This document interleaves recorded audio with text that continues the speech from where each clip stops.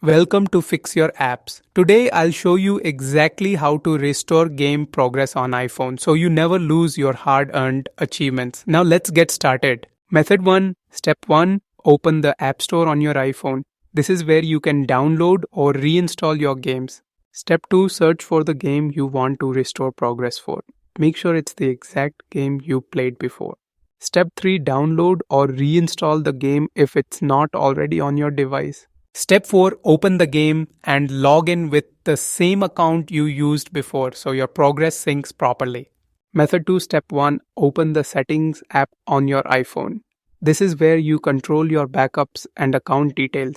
Step 2, tap on your Apple ID at the top, then select iCloud.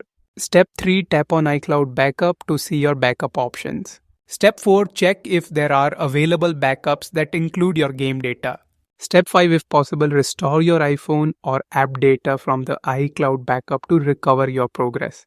Thanks for watching and don't forget to subscribe to Fix Your Apps for more helpful tips.